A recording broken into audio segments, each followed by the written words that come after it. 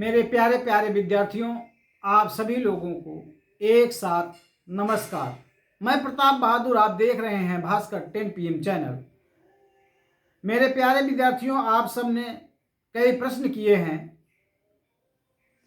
जिसमें पहला प्रश्न है कि पास मार्क क्या है, कितने छात्र फाइनल की परीक्षा में पहुंचेंगे और फाइनल की परीक्षा में पहुंचने के लिए कौन सा नियम है।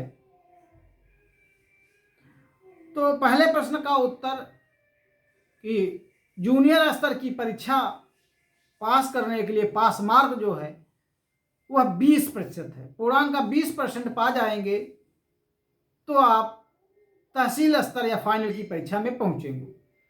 हाई स्कूल के लिए अर्थात 9-10 के लिए 30% अंक पाएंगे तो पहुंचेंगे। इंटर स्तर के लिए 40% अंक पाएंगे तो पहुंचेंगे।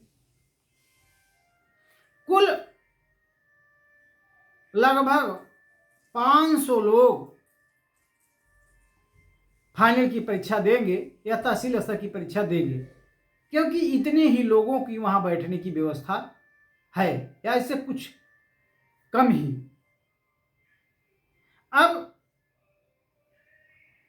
कक्षावार हम बता दें तो कक्षा 6, 7, 8 और 11, 12 के छात्र 60 छात्र पास किए जाएंगे। मतलब 6 के 60, 7 के 60, 8 के 60, 11 के 60, 12 के 60 छात्र तहसील स्तर की परीक्षा में पहुंचेंगे और कक्षा 9 और 10 के 100 विद्यार्थी फाइनल की परीक्षा में देंगे। आपके मन में प्रश्न होगा कि ऐसा क्यों? ऐसा इसलिए कि 9-10 के छात्रों की संख्या सभी छात्रों से अधिक होती है, इसलिए अधिक संख्या के अनुसार अगर इनको अधिक नहीं पास किया जाता तो योग्य छात्र भी छंट जाएगा। इसलिए आधे से अधिक छात्र हाई स्कूल के रहते हैं, 9 और 10 के रहते हैं, इसलिए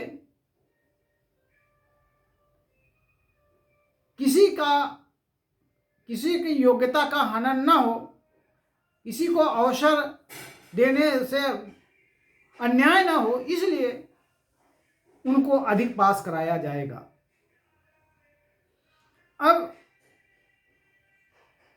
आप कैसे जानेंगे कि हम फाइनल की परीक्षा में पहुंच चुके हैं या नहीं?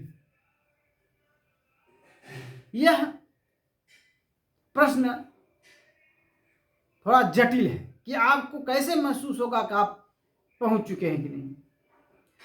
अब उदाहरण कक्षा हम 9 का लेते हैं। जैसे 9 में 100 लड़के फाइनल की परीक्षा में भाग लेंगे,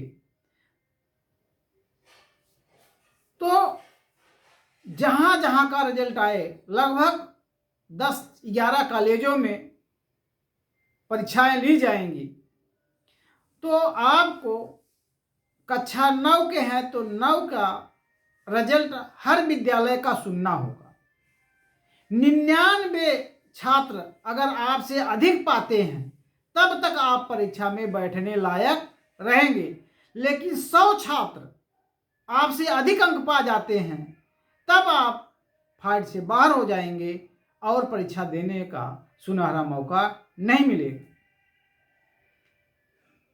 99 तक आपके पास मौका रहेगा। अगर आपसे 99 छात्र अधिक पाते हैं, 100वें स्थान पर रहेंगे, तब पर भी आपको फाइनल परीक्षा देने का मौका मिलेगा। ठीक इसी प्रकार से हर क्लास के लिए है।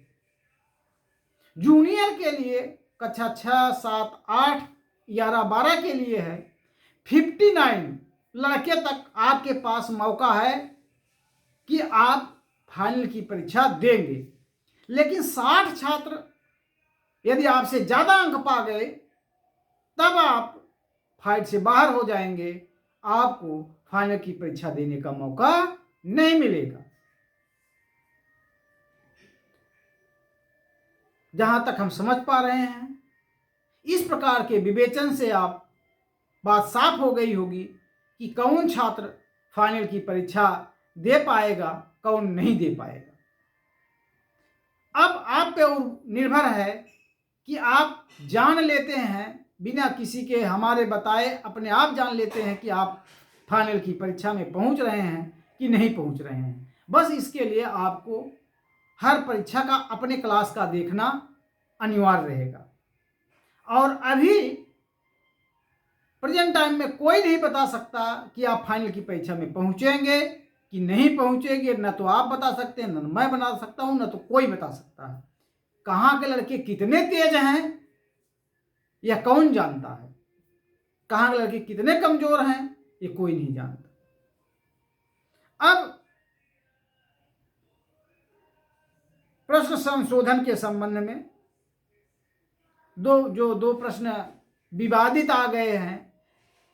किसी किताब में कुछ दिया है, किसी किताब में कुछ दिया है, नेट पर कुछ दिया है। उस संबंध में चावल के प्रश्न में कि यह भौतिक परिवर्तन है कि रासायनिक परिवर्तन है, तो जो 6 और 7 जहां से प्रश्न बने हैं और इंटरनेट पर दोनों में भौतिक परिवर्तन है, जबकि बड़ी कक्षाओं में जो प्रश्न इसका उत्तर है या अन्य विद्वानों से जब इस पे विचार विनिमय किया गया, विश्लेषण किया गया, तो उन लोगों ने रासायनिक परिवर्तन कहा। इसलिए इन दोनों विकल्पों को जो मारा है वो उसका सही उत्तर मान लिया जाएगा और उसको नंबर दिया जाएगा। उसमें रासायनिक, भौतिक या दोनों, ये तीनों सही मानकर नंबर दे दिए जाएंगे। जो कोई नहीं मारा है वही नंबर उसका कट जाएगा। ठीक इसी प्रकार से ट्रेन में के संचालन में यांत्रिक ऊर्जा और रासायनिक ऊर्जा दोनों विकल्प सही हो रहे हैं। कोयले का दहन, पेट्रोल का जलना, डीजल का जलना में अगर देखेंगे तो रासायनिक क्रिया, अन्य के अनुसार देखेंगे तो यांत्रिक क्रिया सही है। इसलिए दोनों जो विकल्प लगाया है उसका सही माना जाएगा। ध्वनि ऊर्जा या अन्य अगर जो लगाया है उसका सही नहीं माना जाएगा। इस प्रकार से क्वेश्चन के उत्तर के संबंध में निर्धारण होता है। और जो नियम संयम के चयन की प्रक्रिया है आप समझ गए होंगे। इसी तरह से होगी। अगर यह कुछ सीटों का बढ़ाना घटाना होता है, सलाहकार मंडल देता है सलाह की सीटें पास की 500 से और अधिक बढ़ा दी जाए या 500 से कम कर दी जाए, जैसे भी होगा इसकी सूचना आपको दी जाएगी। अंतिम काव्य पंक्तियों से हम अपनी वाणी को विराम देंगे कि यूं ही नहीं मिलती राही को मंजिल, यूं ही नहीं मिलती राही को मंजिल, एक जुनून सा जगाना पड़ता है। मैंने पूछा चिड़ियों से कि कैसे बना ये आशियाना, वो बोली उड़ान भरनी पड़ती है बार बार और तिनका तिनका उठाना पड़ता है। मेरे प्यारे विद्यार्थियों, आपको सफल होने के लिए जिस तरह से चिड़िया एक एक तिनका उठा करके घोंसला की निर्माण करती है, ठीक उसी प्रकार से एक एक लाइन याद करनी पड़ेगी तो एक एक पैराग्राफ बन जाएगा। एक एक पैराग्राफ याद करेंगे तो एक एक पेज बन जाएगा। एक एक पेज एक किताब बन जाएगी और इस तरह से आप सफल हो जाएंगे। धन्यवाद। यदि हमारा वीडियो अच्छा लगा हो तो हमारे चैनल को सब्सक्राइब करें, शेयर करें और हमारा हौसला बढ़ाएं। आप सभी लोगों को पुनः एक साथ नमस्कार।